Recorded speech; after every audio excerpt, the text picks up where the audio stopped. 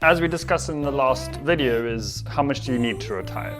Now let's discuss the steps on how to get there. If you spend less money and save more money and put that money in the right place, you get there much sooner. All right, so now that we have discussed how much you need, now let's discuss a plan. Remember, this isn't financial advice, it's just stuff I wish I knew a long time ago. So step one, avoid debt. If you have debt, pay it off. Remember, debt or commercial debt, not like a mortgage or something, but debt on your credit card where for every dollar you buy, it's going to cost you $2 to pay back. That is bad debt because that's not a good investment. But if you start paying off all of your debt, that is actually a really good investment because you are now saving yourself a lot more money by paying off your credit card much quicker. So step one, avoid consumer debt. It's terrible. So if you have any other debt that is got an interest rate of above 4 or 5%, pay that off as quick as you can because that's also the best way to spend your money before you are putting any money into stocks or bonds. Remember, do not invest money in stocks or bonds unless you have money to waste. And that might come across strangely, but don't be putting money away if you're not able to feed yourself or clothe yourself or put a roof over your head because you need that money for other stuff.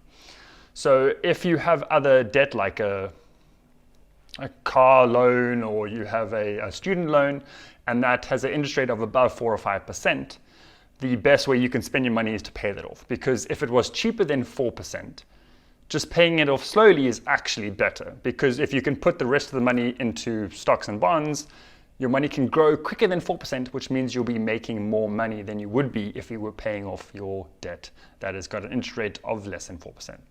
Sounds like a lot, but we'll cover that in another topic. The next thing you're going to do is you're going to increase your savings ratio. So how much of your salary are you living on? If you can remove all the things you don't need, that is the way you increase your savings ratio. A really big thing that a lot of people do or don't do is that they need a budget. You need to know what you're actually, like, how much are you spending on groceries? How much are you spending on eating out? How much are you spending on things you don't need?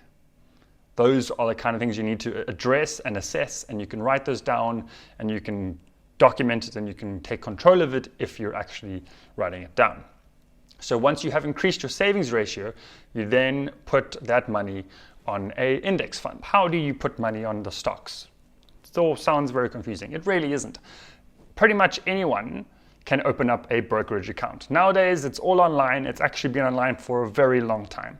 I'll drop a link to an advert that was made years ago to when you could first start trading online, and that was years ago.